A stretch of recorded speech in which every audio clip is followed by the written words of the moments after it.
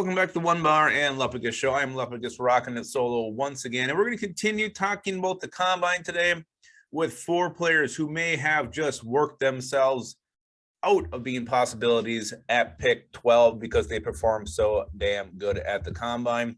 Before we hop in that, be sure to subscribe to our channel, like the vids. We are under 200 to go before we hit 6,000 subscribers. Cannot wait to get there. All right, let's start with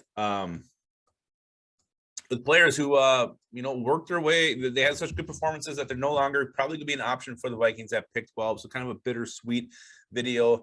Let's start with Trayvon Walker, defensive end, outside linebacker from Georgia. This guy just showed power, speed, everything you wanted to see from an edge rusher at the combine. Weighed in at 6'5", 272 pounds, 35.5-inch arms, 4.51 40-yard dash, which is just insane.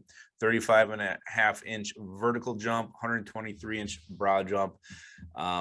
Explosive player, a guy who really just started coming on last year at Georgia. And you look at who's picking in the top 10. You got the Giants twice. You got the Jets in there a couple of times as well.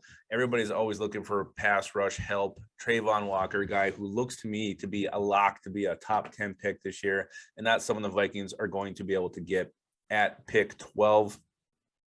Let's go with another player here who I believe worked himself into a top 10 pick, and that is quarterback Malik Willis from Liberty. Yes, I know he's a polarizing prospect. A lot of people don't like him because they don't think he's, can read defenses, throw the ball well enough. But he showed down there. I know there wasn't defenses on the field. He threw a pretty deep ball. He was pretty accurate on the rest of his passes. So you factor that in with what he can do with his legs and how well he interviewed. Seems like a hell of a guy you would build a franchise around. You hate to miss out on him if he is the next Lamar Jackson. I think his workout solidified it enough to where he's probably going to go in the top 11 picks and not be on the board at 12 for the Vikings. That may make a lot of Vikings fans happy. That may make a lot of Vikings fans sad, as he is that polarizing. But I think someone, you look at who needs quarterbacks. You got Washington, Denver, Carolina. There's three teams in the top 10 that could pull the trigger at a quarterback early. And Malik Willis, to me, has established himself as that top option. Let's go another guy, a guy who he was probably a pipe dream at 12 anyway, but I think he just solidified that it's not going to happen. That's safety Kyle Hamilton out of Notre Dame. Yes, his 4.59 40-yard dash was disappointing, but he was really pretty much top of the charge on every other category. And you look at how he weighed in, 6'4", 220 pounds, 33-inch arms. The guy's just a freak. 38-inch vertical jump, 131-inch broad jump. Again, explosive, fluid in his movements. This guy looks to be the real deal. You factor in his workout with his game tape.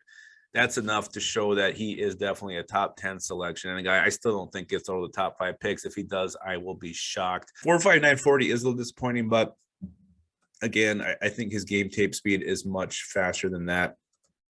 All right, let's go with the final guy on the board. A guy that's going to break a lot of hearts for Vikings fans. Everybody had their mind and heart set on Sauce Gardner being in purple, but I just don't see it happening after his workout.